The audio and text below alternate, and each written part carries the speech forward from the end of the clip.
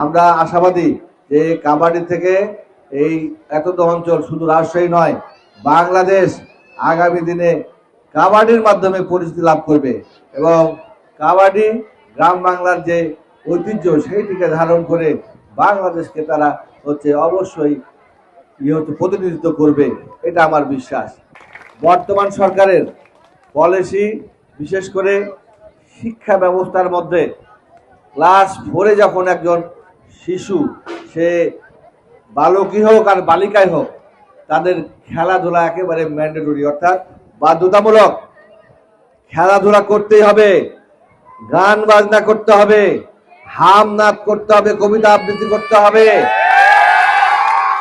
তারপরে কারিগরি শিক্ষা অর্জন করতে হবে। আর যে ধর্মই হোক, ধর্মীয় অনুশাসনের ব্যবস্থা করা হয়েছে, অর্থাৎ একজন শিশুকে আস্তে আস্তে গ্রোথ করতে তাদেরকে যখন তারা বিল্ড আপ হবে, সেই সময় যেন তারা একজন ভালো মানুষ হয়ে ভবিষ্যতে তারা নেতৃত্ব দিতে পারে।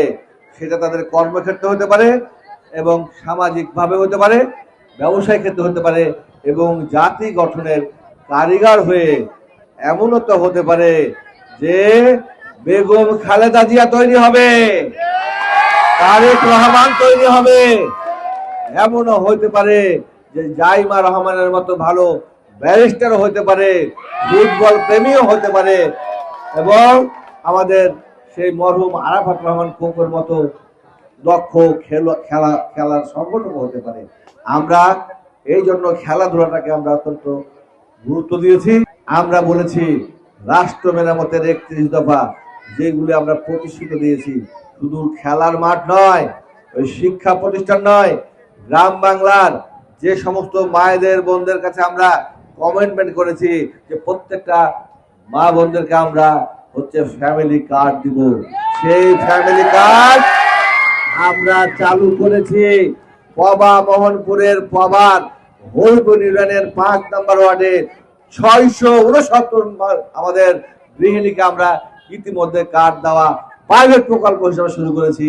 ইনশাআল্লাহ এই জুন মাসে বাজেট হবে, জুলাই মাসে বাজেট পাস হবে, আর আগামী দিনে যে বাজেট আসবে সেখান থেকে খুব দ্রুত এই ফ্যামিলি কার্ড আমরা প্রত্যেকটা গৃহিণীকে আমরা আগামী 3 থেকে 4 বছরের মধ্যে সবার কাছে ইনশাআল্লাহ আমরা পৌঁছে দেব। আমি অ্যাডভোকেট শফিকুল হক মিলন, আজ 40-42 বছর 45 বছর রাজনীতি করি। এই কয়দিন আগে আপনাদের এমপি হয়েছি। আমাকে যতটা না চিনে ওই মেসিকে তার চাইতে বেশি মানুষ বেশি চিনে, ম্যারাডোনাকে চিনে, নেইমারকে চিনে, ওই প্লে দ্য গ্রেট তাকে চিনে, ফুটবল খেলার জাদুকর বলা হতো তাদেরকে অনেকেই চিনে, আমাদের মাশরাফিকে চিনে, আমাদের ক্যাপ্টেন নাজমুল হক শান্তর বাড়ি কোথায় জানেন? চিনেন? এই পবার মধ্যে হরিয়ান ইউনিয়নের শান্তর বাড়ি, নাজমুল হক শান্ত। সুতরাং এই রাজশাহী থেকে এর আগে রওশন ইয়াজদানি বাংলাদেশের জাতীয় টিমের ক্যাপ্টেন ছিলেন কাবাডির। ইনশাআল্লাহ আগামী দিনে আমার বিশ্বাস এখান থেকে মেয়েদের এবং ছেলেদের জাতীয় টিমের ক্যাপ্টেন হবে, এটা আমার আশা এবং অনেকেই জাতীয় টিমে খেলতে পারবে।